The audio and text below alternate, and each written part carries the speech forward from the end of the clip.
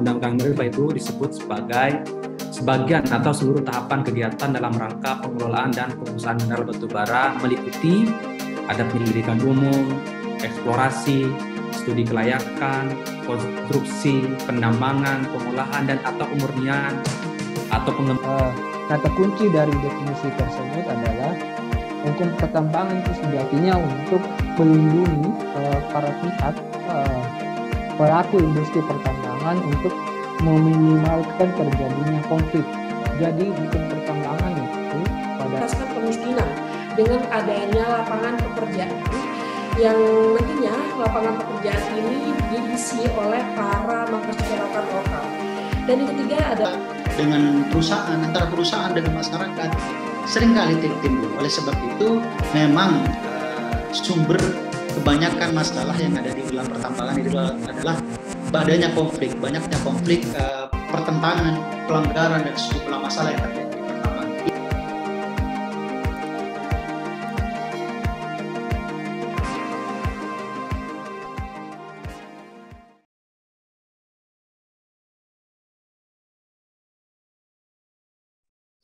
Baik, terima kasih kepada Mas Yusya.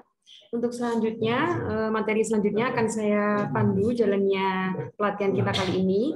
Langsung saja saya mulai. Assalamualaikum warahmatullahi wabarakatuh. Salam sejahtera bagi kita semua. Selamat sore adik-adik dan rekan-rekan yang saya hormati.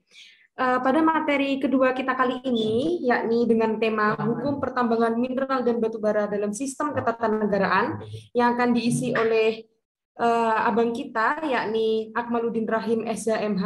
Beliau merupakan manajer riset di Pusat Studi Hukum Energi dan Pertambangan serta advokat di Satu Energi Law Firm. Nah, teman-teman, perlu kita ketahui bahwa materi kita pada sore hari ini sangatlah menarik berkaitan dengan hukum pertambangan mineral dan batu bara dalam sistem ketatanegaraan, di mana beliau nanti, Bang Akmal, akan menyampaikan berkaitan dengan sejarah ketatanegaraan, kegiatan usaha pertambangan di Indonesia, serta hukum pertambangan di Indonesia, kemudian filosofi dari hukum pertambangan itu sendiri. Ya, yang selanjutnya yakni berkaitan dengan makna hak penguasaan negara menurut Mahkamah Konstitusi, asas-asas pertambangan, tata kelola pertambangan Indonesia, politik hukum pertambangan Indonesia beserta dengan perkembangannya, kemudian jenis-jenis izin dalam kegiatan usaha pertambangan, serta masalah hukum pertambangan dalam perkembangan ketatanegaraan di Indonesia. Nah, langsung saja saya persilahkan kepada narasumber untuk menyampaikan materi pada sore hari ini. Baik, Bang Akmal sudah bergabung. Baik, langsung saja saya persilahkan kepada Bang Akmaluddin Rahim untuk menyampaikan materi pada sore hari ini. baik, suara saya terdengar dengan baik. Bismillahirrahmanirrahim. Assalamualaikum warahmatullahi wabarakatuh. Selamat siang, salam sejahtera untuk adik-adik semua di Badan Eksekutif Mahasiswa Fakultas Hukum Universitas Muhammadiyah Malang. Senang sekali rasanya kita dapat bertemu di layar virtual ini. Kita dapat bertatap muka, berdiskusi terkait dengan hukum pertambangan. Dijelaskan materi pertama terkait dengan materi pengusahaan pertambangan. Nah, tadi mohon maaf seharusnya saya yang terlebih dahulu menyampaikan materi di awal, tapi karena berhubung saya dan pimpinan masih ada rapat dengan Dewan Energi Nasional sehingga materi saya harus disampaikan di materi kedua. Baik, rekan-rekan tadi sudah sangat menarik sepertinya apa yang disampaikan oleh pemateri pertama. Rekan-rekan juga sudah menyimak dengan baik. Saya melihat di kolom chat juga sudah banyak yang berdiskusi, bertanya jawab. Nah, materi saya akan menyampaikan terkait dengan hukum pertambangan minerba dalam sistem ketatanegaraan Indonesia. Saya coba tampilkan slide terlebih dahulu.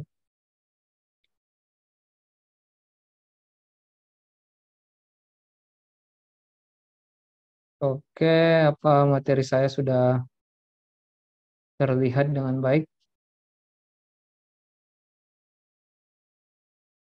Oke, ini materi dari saya. yang kita akan bahas beberapa menit ke depan. Nah, ini materinya hukum pertambangan mineral dan batu bara dalam sistem ketatanegaraan Indonesia. Slide berikutnya. Nah, ini terkait dengan potensi sumber daya alam, kekayaan alam Indonesia. Mungkin tadi pemateri pertama juga sudah menyampaikan hal ini, tapi saya coba ulas kembali bahwa sumber daya alam kita, mineral dan batu bara, itu sangat kaya kita miliki. Namun karena pengelolaan yang kurang baik, sehingga potensi-potensi tersebut tidak dapat dimanfaatkan, tidak dapat dirasakan oleh kita semua. Di sini kita sebagai salah satu 7 negara terbesar yang memiliki cadangan emas di dunia. Sumber daya emas kita sekitar 6.369 ton.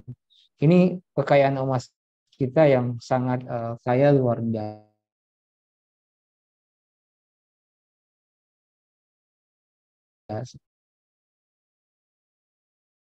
Besar memiliki cadangan timah di sektor timah.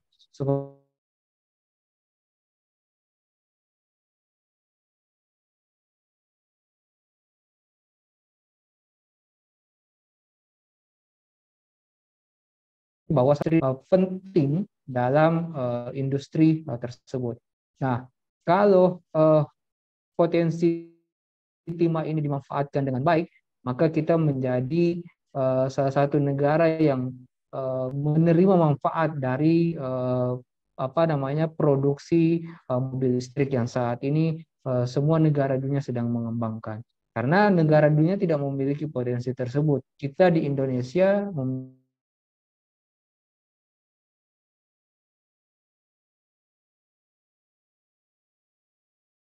ini kita nomor 1 memiliki cadangan nikel di dunia. Kita bayangkan adik-adik, sumber daya biji nikel kita memiliki sekitar 1,412 juta ton dengan cadangan tertambang kira-kira 485,33 juta ton. Nah, kita bayangkan bahwa potensi ini sangat luar biasa. Nikel juga merupakan salah satu komponen utama.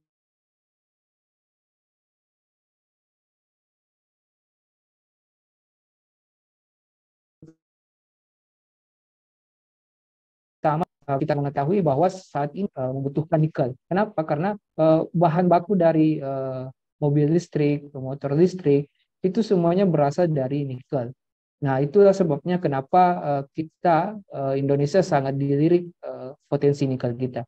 Tadi sudah dijelaskan bahwa Indonesia digugat terkait dengan pelarangan ekspor biji nikel. Mengapa demikian? Karena Indonesia memprioritaskan cadangan nikel kita itu harus diberikan dikelola di dalam negeri, diolah, dilakukan pengolahan dan pemurnian, sehingga Indonesia memiliki manfaat yang sebesar-besarnya dari industri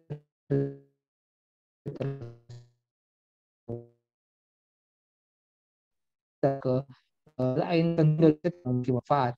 Itulah sebabnya pelarangan ekspor biji nikel oleh pemerintah Indonesia kita harus dukung. Kenapa? Karena itu memang untuk kepentingan dalam negeri kita. Kalaupun di luar negeri kita digugat, itu sah saja karena ada bisnis di sana. Tapi untuk kebijakan tersebut kita harus tetap dukung. Terus kemudian kita merupakan 7 besar cadangan tembaga di dunia, kita 5 besar cadangan batu bara di dunia. Jadi artinya apa? Kekayaan alam, sumber daya alam Indonesia itu memang benar-benar sangat melimpah. Tinggal bagaimana kita mendorong sebagai generasi penerus, sebagai agen of change, kita harus mendorong agar pemerintah melakukan tata kelola yang baik terhadap sumber daya alam, khususnya pertambangan mineral dan batu bara. Kalau enggak, kita akan hanya jadi penonton. Kalau tidak, kita hanya ini tadi potensi, kita hanya akan menjadi rakyat miskin. Ini adalah potret kemiskinan di negara kita.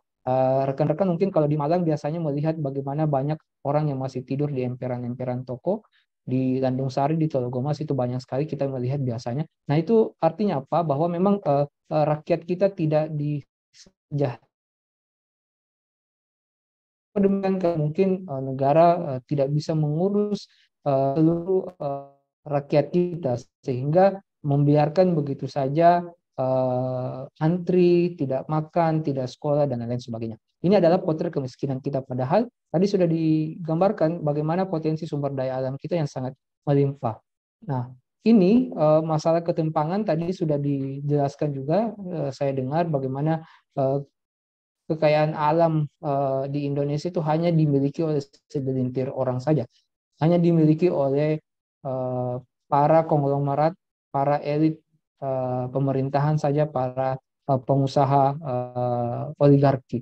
Nah, itulah yang menjadi kegelisahan kami, kerisauan kami di PUSEP, bagaimana supaya mendorong agar tata kelola pertambangan mineral dan batu bara itu benar-benar dikelola dengan baik, dengan tujuan untuk mensejahterakan masyarakat. Nah, itu potret terkait dengan kemiskinan di Indonesia. Nah, ini saya ada hal yang menarik, teori dari Richard M. Auty, fenomena yang sering terjadi di daerah yang kaya akan sumber daya alam. Mungkin adik-adik pernah dengar terkait dengan kutukan sumber daya alam, resources curse. Ini kutukan sumber daya alam biasanya terjadi di negara-negara yang memiliki sumber daya alam melimpah, tapi tidak bisa dikelola dengan baik. Nah, itulah yang namanya kutukan sumber daya alam. Apakah Indonesia akan mengalami hal yang serupa yang seperti dikatakan oleh Richard Auty? Ya, tergantung dari kita bersama. Nah, dalam konsep kutukan sumber daya alam, ada namanya paradoks keberlimpahan. Kita sebagai negara yang kaya akan sumber daya alam memiliki kelimpahan yang sangat luar biasa. Potensi dari pertambangan ada, potensi dari pertanian ada, potensi dari perkebunan ada, potensi dari hasil laut juga ada. Tapi mengapa demikian? Mengapa demikian negara kita belum maju, belum jadi negara yang ditakuti? Karena tata kelola terhadap sumber daya alam kita yang masih sangat lemah. Banyak sekali kekayaan sumber daya alam kita yang dirampok ke luar negeri. Nah, kemudian ada teori selanjutnya terkait dengan kebocoran regional. Ini kebocoran regional biasanya di daerah-daerah yang basis dari sumber daya alam tersebut. Misalnya di Papua itu akan sangat kaya dengan sumber daya alam, khususnya terkait dengan emas. Di Kalimantan juga akan sangat kaya dengan sumber daya alam, khususnya terkait dengan batu bara. Di Sulawesi Tenggara, Sulawesi Tengah itu kaya dengan sumber daya alam seperti nikel. Nah, kalau tidak dikelola dengan baik, maka kekayaan alam itu hanya dirasakan, hanya dimanfaatkan oleh orang-orang asing. Itu yang disebut namanya kebocoran regional. Terus ada lagi kata Richard Auty namanya kota hantu, ghost regency. Nah, ini biasanya terjadi dari daerah-daerah yang sudah dikeruk sumber daya alamnya, kemudian ditinggalkan sedemikian rupa. Tadi pemateri pertama sudah menjelaskan terkait dengan pentingnya reklamasi dan pasca tambang. Mengapa demikian? Karena sumber daya alam yang sudah dikeruk oleh mesin-mesin ekskavator itu akan menjadi rusak apabila tidak ada penanganan selanjutnya dari kegiatan pasca tambang. Nah, inilah yang disebut kota hantu ketika daerah atau kota tersebut dibiarkan begitu saja lubang menganga dari kegiatan pertambangan yang ditinggalkan. Nah, inilah yang menjadi sorotan kita bahwa perlunya menjaga daerah-daerah kita, negara kita agar tidak jadi kota hantu, agar tidak jadi negara yang mengalami kutukan dari sumber daya alam. Nah, kemudian alur pembahasan tadi sudah dijelaskan oleh rekan-rekan, itu pengantar sekilas dari saya bagaimana mengetahui terkait dengan pentingnya hukum pertambangan itu kita kuasai, kita pahami, kita ketahui. Nah, itu sekilas dari saya. Mudah-mudahan rekan-rekan bisa terbuka wawasannya mengetahui terkait dengan hukum pertambangan mineral dan batubara. Sebab saya yakin di Fakultas Hukum UMM mata kuliah ini belum diajarkan, padahal di berbagai perguruan tinggi lainnya, hukum sumber daya alam adalah salah satu mata kuliah yang saat ini menjadi primadona diajarkan kepada mahasiswa-mahasiswa. Mengapa demikian? Karena tentu memang pergeseran paradigma, pergeseran pergaulan kita saat ini memang banyak membahas fokus terkait dengan sumber daya alam. Nah, kalau dulu kita sangat gandrung atau suka terkait dengan materi-materi HTN, materi-materi demokrasi, materi-materi terkait dengan partai politik atau terkait dengan tindak pidana yang sering adik-adik lihat beberapa bulan terakhir ini akibat dari peristiwa Freddy Sambo itu. Nah, tapi di sektor hukum sumber daya alam ini juga menarik. Karena apa demikian? Karena ya lagi-lagi sumber daya alam memainkan peran yang sangat besar untuk penerimaan negara.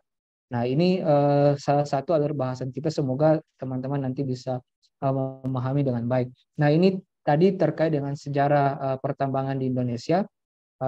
Rekan-rekan adik-adik bisa mencari tahu sendiri, membaca terkait dengan sejarah pertambangan itu banyak sekali di Google ini. Silahkan adik-adik mencari tahu sendiri, bisa membaca, bisa menceritakan, atau bisa membuat rangkuman sendiri terkait dengan sejarah pertambangan di Indonesia.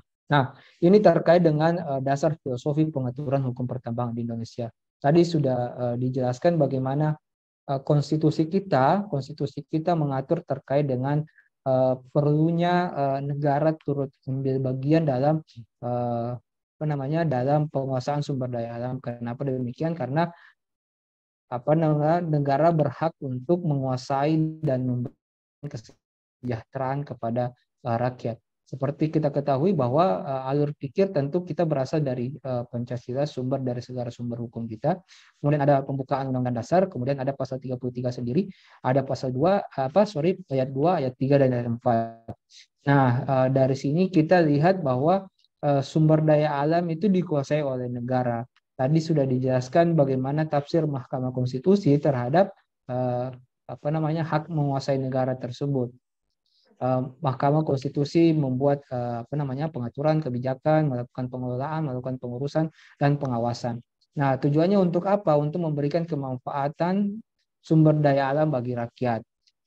Kemudian pemerataan manfaat dari sumber daya alam bagi masyarakat. Jadi perlu di daerah Papua kaya akan sumber daya alam, tapi di daerah sekitarnya seperti Maluku atau Sulawesi tidak terdampak dari kekayaan tersebut. Maka perlu ada pemerataan dari manfaat sumber daya alam. Kemudian ada partisipasi rakyat untuk dalam menentukan manfaat dan sumber daya alam. Kemudian yang keempat, penghormatan terhadap hak rakyat secara turun-temurun dalam memanfaatkan sumber daya alam. Nah, ini adalah merupakan bagian dari pentingnya sumber daya alam untuk sebesar-besar kemakmuran rakyat.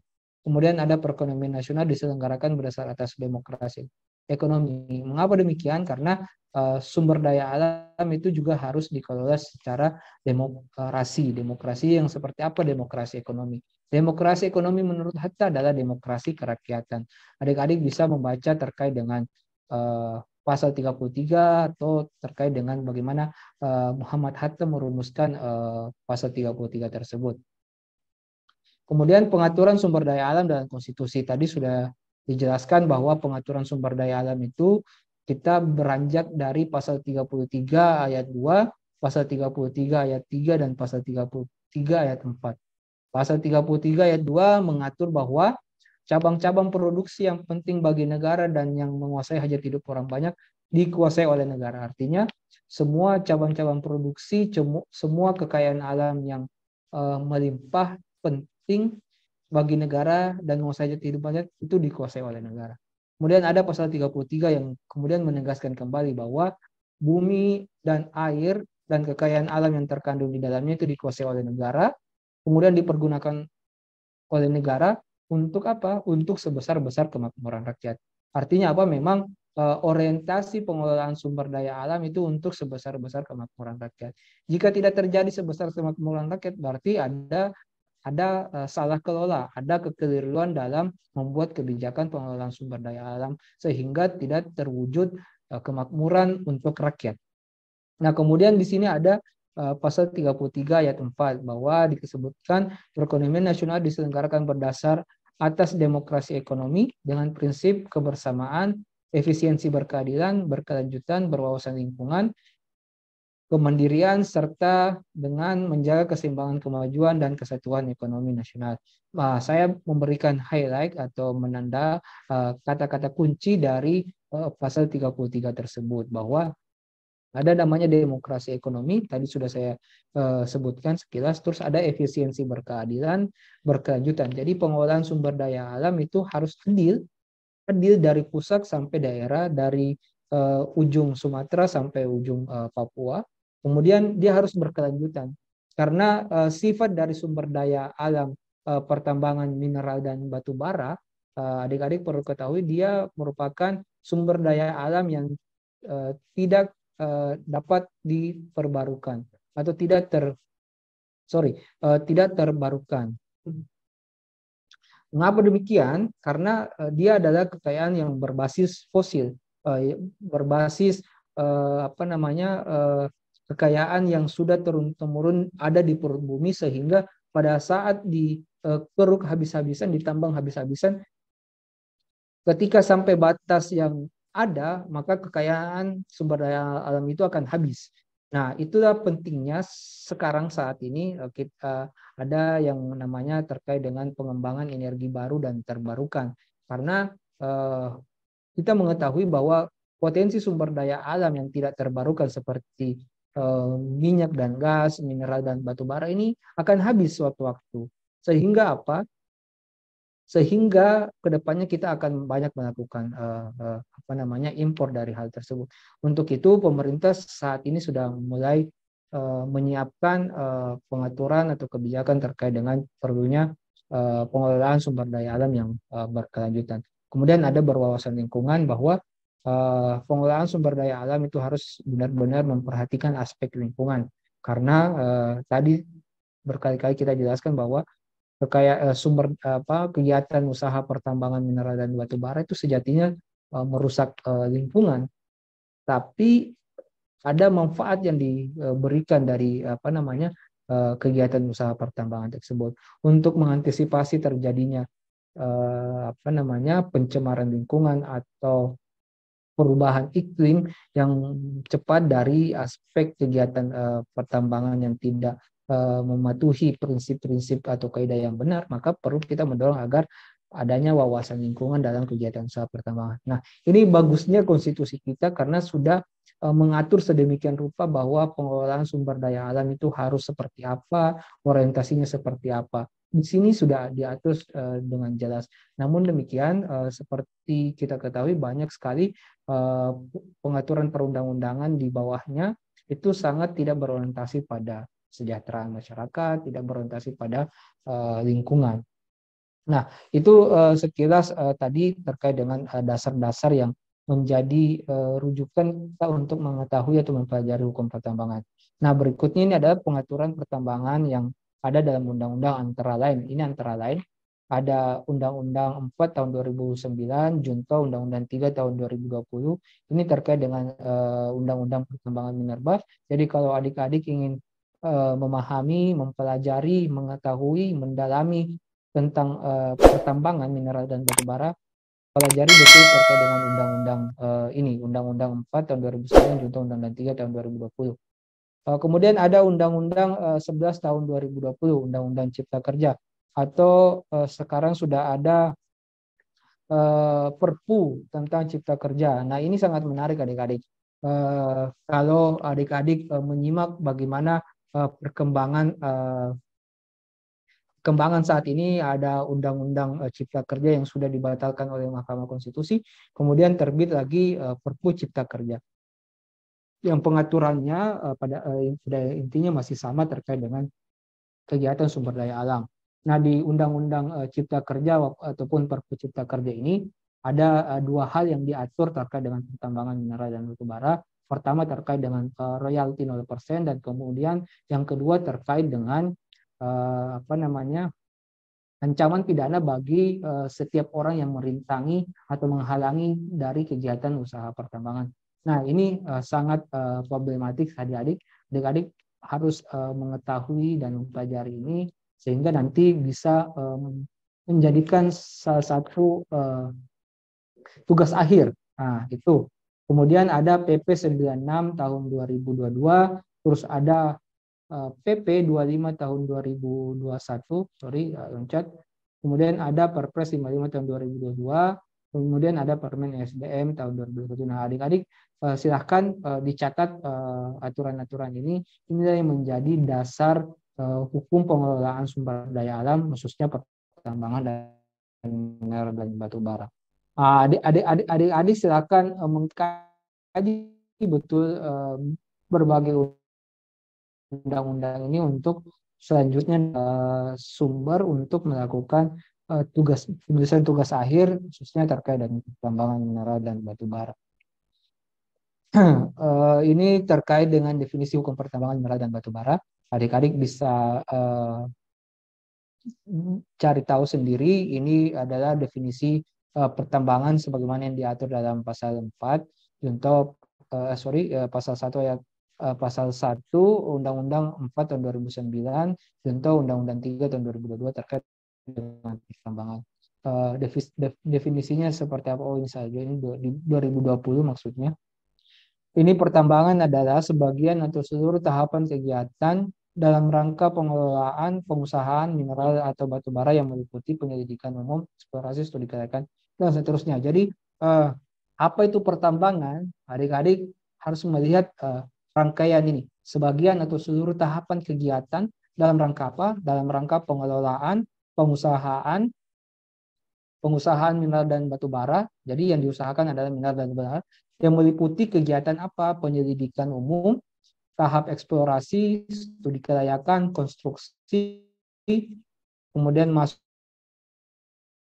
tahap penambangan, kemudian ada pengolahan dan hilirisasi, kemudian atau pengembangan terjadi di sektor batu bara, kalau pengolahan dan pemurnian ini terjadi di sektor mineral. Kemudian ada rangkaian berikutnya, ada pengangkutan dan penjualan serta rangkaian kegiatan yang terakhir adalah pasca tambang. Nah, jadi ini yang dimaksud dengan kegiatan pertambangan. Jadi adik-adik harus paham bahwa kegiatan pertambangan itu rangkaiannya seperti ini. Nah, kalau ini saya mengutip pandangan John Koyek sama Joseph Castrilli yang mengemukakan terkait dengan pengertian hukum pertambangan. Nah, kata kunci dari definisi tersebut adalah hukum pertambangan itu sejatinya untuk melindungi para pihak pelaku industri pertambangan untuk meminimalkan terjadinya konflik.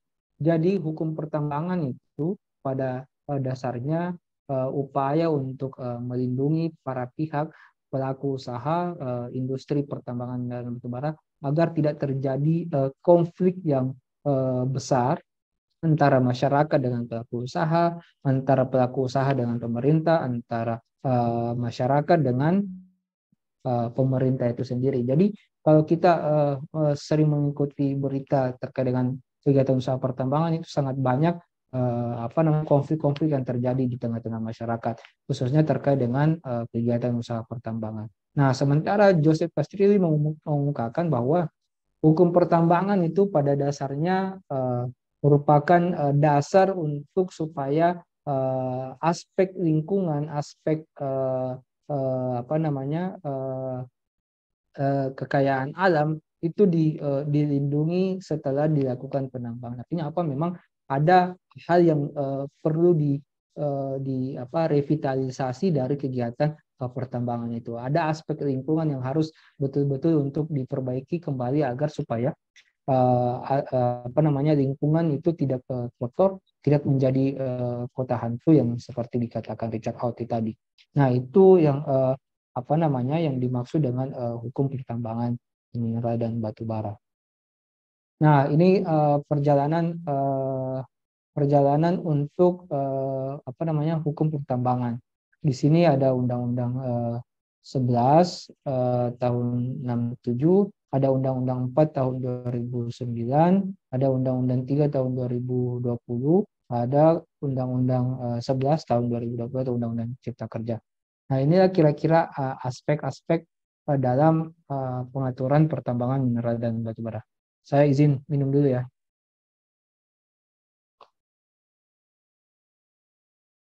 Nah, itu terkait dengan kegiatan dasar hukum pengaturan pertambangan mineral dan batu bara. Moderator, nanti saya diingatkan terkait dengan waktu saya tinggal beberapa menit untuk masuk ke sesi tanya jawab. Baik. Nah, ini adik-adik terkait dengan perjalanan politik hukum pertambangan mineral dan batu bara. Nah, di sini di Undang-Undang 11 tahun 1967 itu awal dasar dari ketentuan pokok pertambangan atau yang mengatur terkait dengan kegiatan usaha pertambangan. Ini diterbelakangi oleh perubahan lingkungan di strategi politik, ada kondisi ekonomi yang saat itu masih sangat rendah. Undang-undang ini dihadirkan untuk menarik investasi melalui penanaman modal asing untuk memacu pembangunan ekonomi.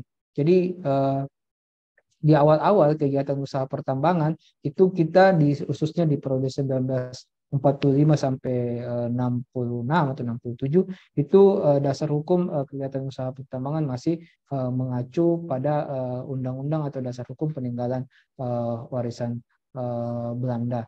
Nah, kemudian pada saat Indonesia merdeka, kita mengacu pada Undang-Undang 11 tahun 67 ini. Nah, ini awal mula bagaimana geliat kegiatan usaha pertambangan itu diatur sedemikian rupa agar memberikan manfaat bagi pembangunan Indonesia ke depan. Kemudian ada Undang-Undang 4 tahun 2009. Nah, ini awal mula perbaikan tata kelola pertambangan pasca reformasi. Di sini faktor penggantian yang penting adalah bagaimana supaya ada penegakan kedaulatan dari sumber daya mineral, ada penguatan manajemen sumber daya mineral, kemudian ada pemenuhan kebutuhan minerba, kemudian ada peningkatan nilai tambah, kemudian ada penguatan governance. Jadi undang-undang ini dimaksudkan supaya kelemahan-kelemahan yang ada dalam undang-undang sebelumnya itu diperbaiki, atau implementasi dari undang-undang sebelumnya atau praktek kegiatan pertambangan pada masa lalu itu dibenahi melalui undang-undang ini, sehingga ada penegakan kedaulatan di sini, ada manfaat sumber daya alam benar-benar dirasakan oleh masyarakat. Kemudian ada bagaimana menguatkan manajemen dalam pengelolaan sumber daya alam, ada pemenuhan kebutuhan dan seterusnya. Tadi sudah. Kemudian masuk ke Undang-Undang 3 tahun 2020, ini adalah perubahan Undang-Undang 4 tahun 2009. Faktor perubahan itu terkait dengan kelanjutan proses kontrak karya dan PKP 2B, ada penetapan wilayah pertambangan, kemudian mendorong eksplorasi dan mengakomodasi Undang-Undang 23 tahun 2014 tentang pemerintahan daerah. Ini kira-kira faktor yang melatar belakangi perubahan Undang-Undang minerba. Kemudian ada Undang-Undang Cipta Kerja, ini terkait dengan tadi bagaimana dalam Undang-Undang Cipta Kerja itu pelaku usaha diberikan perlakuan khusus berupa royalti 0% untuk melakukan peningkatan nilai tambah batu bara. Ini banyak mendapat sorotan bagaimana kebijakan pemerintah itu memberikan royalti 0% kepada pelaku usaha. Padahal kan sebenarnya pelaku usaha juga harus diberikan pajak oleh pemerintah karena ini adalah sumber daya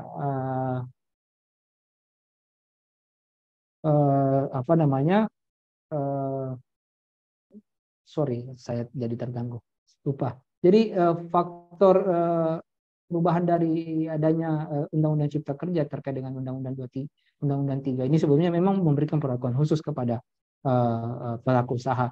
Nah, kalau adik-adik membaca koran Kompas hari ini, itu ada liputan tematik terkait dengan Perpu Cipta Kerja yang merupakan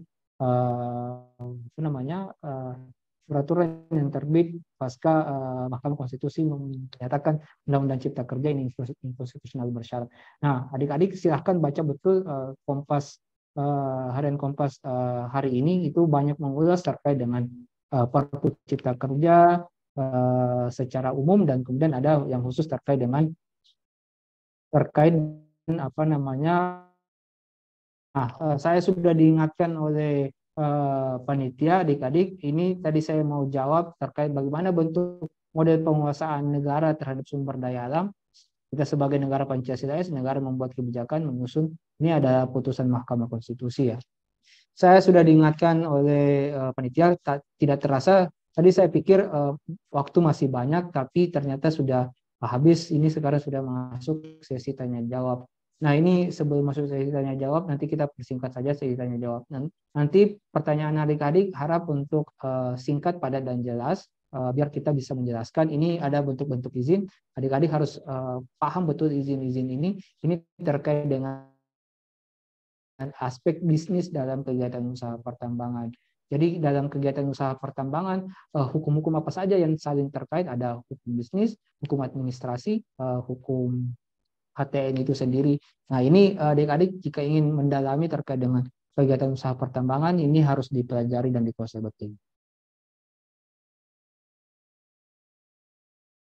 Ini masalah-masalah hukum, masalah hukum pertambangan, nanti adik-adik bisa baca sendiri, diingatkan oleh panitia.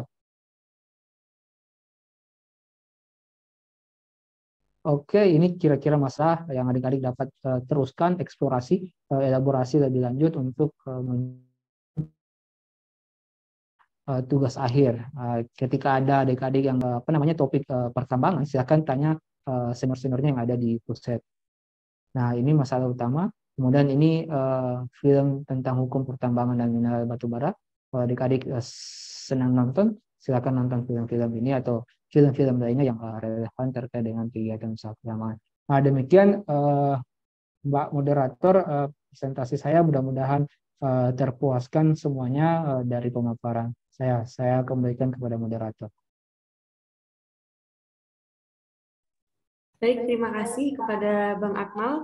Materinya sangat luar biasa sekali, dapat ditindaklanjuti bagi adik-adik yang mungkin ingin melakukan penelitian dalam skripsi, bisa mungkin kerjasama dengan Pusat Studi Hukum Energi dan Pertambangan atau mau riset di pusat, boleh sekali.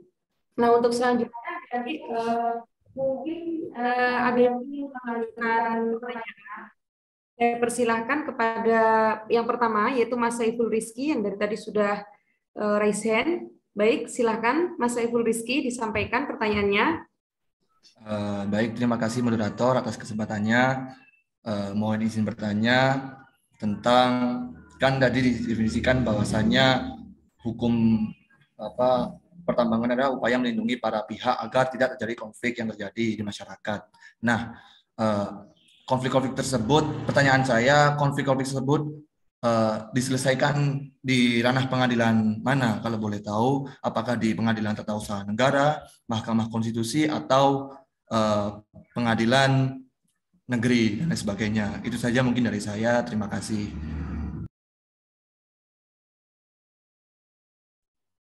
Baik, terima kasih. Pertanyaannya sangat bagus sekali. Untuk selanjutnya, Mas Denny Nur Wahid, yang dari tadi sudah raise hand. Baik, silahkan untuk memaparkan pertanyaannya. Terima kasih Mbak Moderator. Singkat, pertanyaan saya dua. Yang pertama itu, kalau kita melihat daripada apa yang dijelaskan tentang konstitusi tadi, berarti saya berasumsi, mohon nanti bisa diberikan pencerahan oleh pemateri.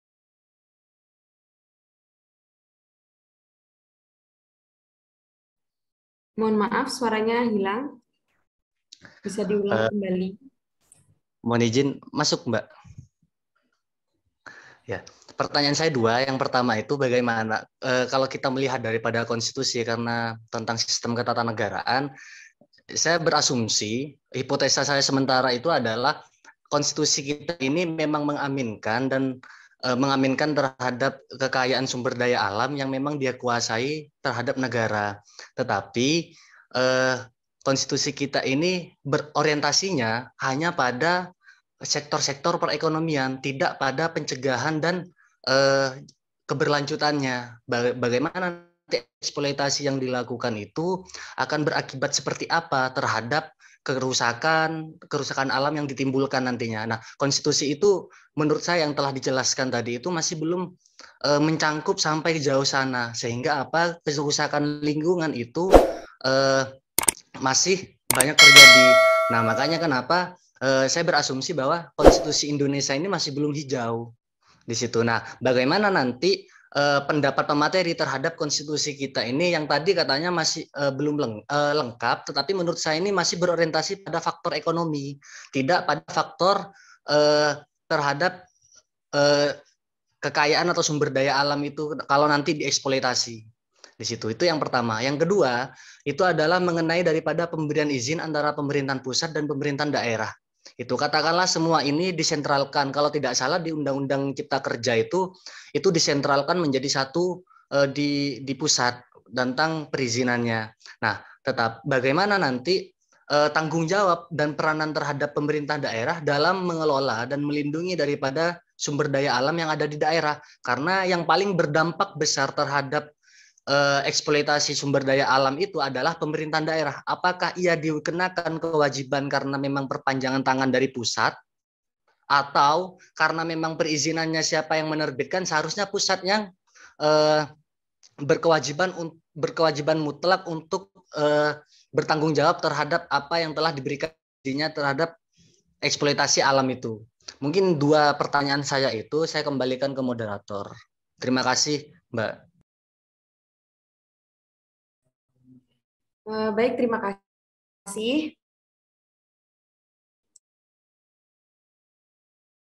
Untuk dapat menanyakan secara langsung, ini ada Mas Aswar Anas, mungkin mau bertanya secara langsung.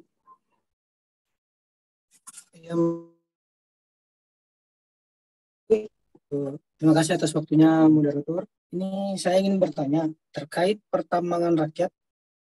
Itu mengapa pengertian pertambangan rakyat cuma ada di Undang-Undang Nomor 11 Tahun 1967 pada pasal 2 huruf N, sedangkan di Undang-Undang Nomor 4 Tahun 2009 dan Nomor 3 Tahun 2020 itu tidak menjelaskan. Nah, dari definisi ini apakah masih relevan untuk dipakai atau tidak? Cukup sekian, moderator. Baik, terima kasih. Mohon maaf, Mas, mungkin pertanyaan bisa diulang ya. Maksud definisi yang dimaksudkan itu seperti apa? Definisinya terkait pertambangan rakyat yaitu salah satu, maksudnya pengertiannya dari pertambangan rakyat itu, Mbak. Apakah masih relevan dari Undang-Undang Nomor 11 Tahun 1967 dipakai untuk undang-undang yang berlaku seperti sekarang ini?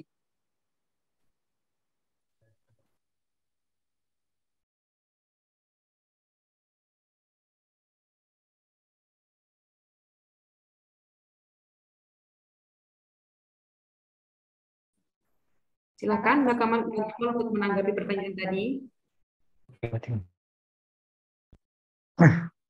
Ya, baik. Menarik sekali pertanyaan adik-adik. Semuanya sangat baik. Tadi yang pertama, konflik diselesaikan di ranah mana, di pengadilan mana. Ini Mas Saiful perlu ketahui bahwa dalam kegiatan usaha pertambangan itu banyak sekali sengketa yang terjadi. Baik sengketa di wilayah administrasi, sengketa wilayah pidana, sengketa di wilayah tata usaha negara. Jadi tergantung case-nya, Mas. Kalau terkait dengan sengketa pidana, ada tindak pidana dalam kegiatan usaha pertambangan, maka tentu diselesaikan melalui pengadilan pidana. Kalau sengketanya itu terkait dengan administrasi, semisal ada pencabutan IUP oleh pemerintah yang tidak didasarkan pada tahapan-tahapan yang sebagaimana mestinya. Nah, itu diselesaikan di pengadilan tata usaha negara. Nah, begitupun dengan terkait dengan sengketa yang melibatkan pelaku usaha maka nanti sengketanya diselesaikan misalnya di pengadilan niaga kalau terkait dengan proses perniagaan. Jadi lagi-lagi kita kembalikan kepada sengketanya, sengketa apa dalam kegiatan usaha pertambangan tersebut. Nah itu. Kemudian juga di Mahkamah Konstitusi juga dimungkinkan ada penyelesaian khususnya terkait dengan judicial review. Kalau masyarakat atau kelompok masyarakat ingin melakukan uji materi, maka dilakukan di Mahkamah Konstitusi. Jadi tergantung objeknya, tergantung sifatnya.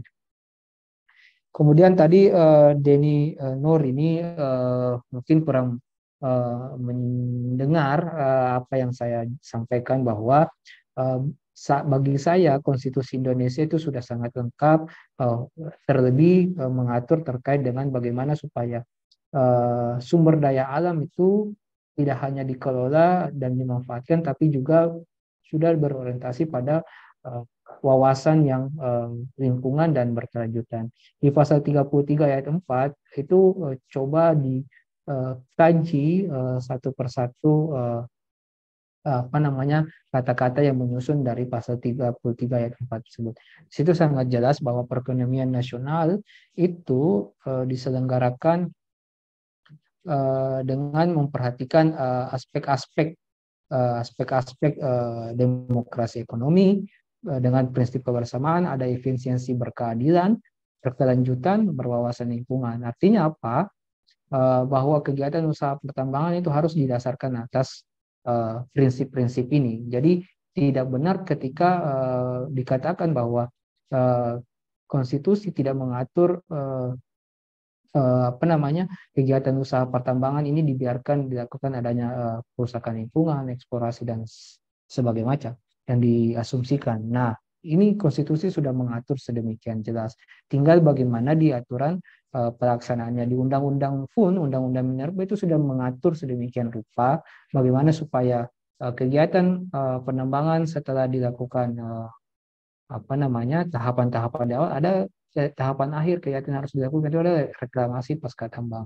Nah, itu sudah mengatur. Jadi sebenarnya yang bermasalah adalah di tataran implementasinya.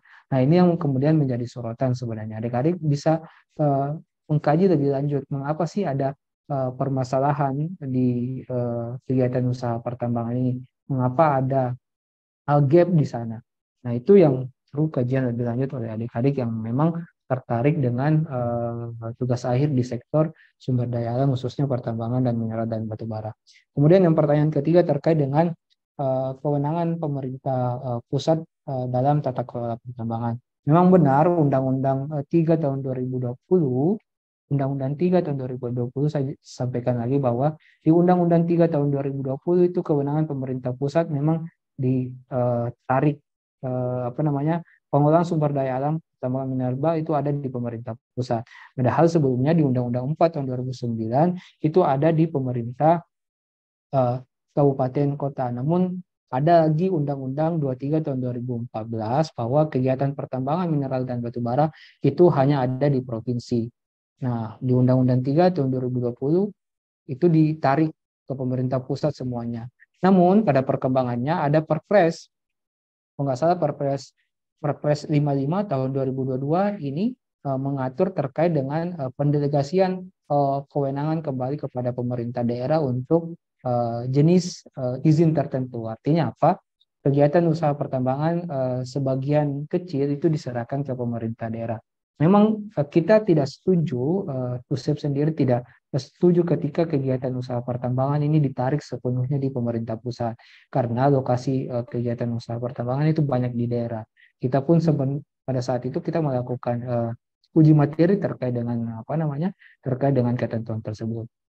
Nah, pertanyaan selanjutnya, bagaimana ketika ada permasalahan yang terjadi? Nah, ini ada contoh waktu itu ada di Kalimantan ketika pemerintah provinsi mengalami desakan atau kritik karena ada masyarakatnya yang meninggal dunia di lokasi tambang.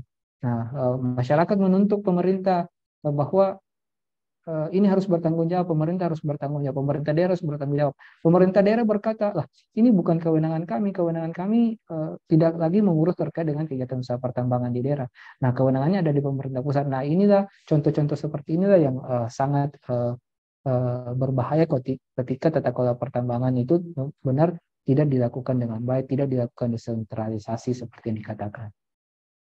Nah, itu ya. Kemudian definisi pertambangan rakyat. Definisi pertambangan rakyat itu rekan yang terakhir itu silahkan lihat baca di Undang-Undang 4 tahun 2009 dan junto Undang-Undang 3 tahun 2020. Di sana jelas terkait dengan pertambangan rakyat itu seperti apa. Jadi tidak relevan lagi ketika kita membaca pertambangan rakyat itu dari undang-undang yang lama, Undang-Undang 11 tahun 67. Oke, karena saya sudah dijelaskan, diingatkan lagi kembali oleh panitia. Jadi seperti itu jawaban saya. Ada pertanyaan menarik di kolom chat. Bagaimana prospek peluang kerja di bidang pertambangan? Nah, prospek kerja di bidang pertambangan ini sangat luar biasa besar. Ada banyak pelaku usaha tambang, ada banyak perusahaan tambang. Nah, adik-adik bisa menjadi legal officer di sana, adik-adik bisa menjadi legal di sana. Nah, jadi silahkan benar-benar dipahami kegiatan usaha pertambangan ini ketika memang ingin terjun atau bekerja di bagian pertambangan atau legal pertambangan. Jadi demikian pemaparan dan tanya jawab kita. Selebihnya nanti kita bisa dapat berdiskusi, tanya jawab di lain kesempatan melalui panitia. Silakan menghubungi kami di Pusek. Saya ucapkan terima kasih buat semuanya. Salam sehat selalu. Terima kasih atas partisipasinya. Saya kembalikan kepada panitia. Baik, terima kasih. Jawabannya sangat luar biasa dari narasumber. Sepertinya pertanyaan cukup banyak sekali, sehingga tidak cukup mungkin waktunya untuk menampung semua pertanyaan, sehingga bagi adik-adik yang ingin bertanya, mungkin bisa menghubungi dari admin Putsek, maupun mengikuti seluruh agenda yang diselenggarakan oleh Pusat Studi Hukum Energi dan Pertambangan, yang dimana kegiatan dapat dipantau melalui sosial media Instagram kami, yakni Hukum Energi _ Pertambangan. Baik, sebelumnya adik-adik, saya meminta untuk melakukan closing terlebih dahulu, melakukan closing statement yang dipaparkan oleh narasumber. Baik, langsung saja kepada narasumber, saya persilakan untuk memaparkan closing statement-nya. Ya, closing statement saya, adik-adik perlu belajar banyak terkait dengan hukum pertambangan, karena ini wacana yang ada di Jakarta. Jadi jangan banyak pemikirannya hanya wacana di daerah, misalnya di Malang, tapi wacananya harus dikembangkan. Itu wacana terkait dengan hukum pertambangan itu sendiri, karena prospek peluang kerja ketika kita memahami hukum pertambangan itu sangat besar. Apalagi nanti kalau adik-adik sudah memahami terkait dengan energi baru dan energi terbarukan. Jadi ada banyak peluang kerja ketika adik-adik memahami, mengetahui terkait dengan hukum pertambangan, khususnya menguasai lah. Adik-adik bisa menjadi lawyer khusus pertambangan. Di Jakarta ada pelatihan yang hanya melakukan pelatihan khusus pertambangan. Ada Perhapi, banyak sekali pelatihan terkait dengan hukum pertambangan di Jakarta. Jadi saran saya, jika ingin mendalami, mengetahui terkait dengan hukum pertambangan, silahkan banyak belajar, membaca buku khususnya terkait undang-undang, atau bisa berdiskusi dengan rekan-rekan di Pusek, karena peluang kerja sangat menanti adik-adik di sektor pertambangan. Saya ucapkan terima kasih.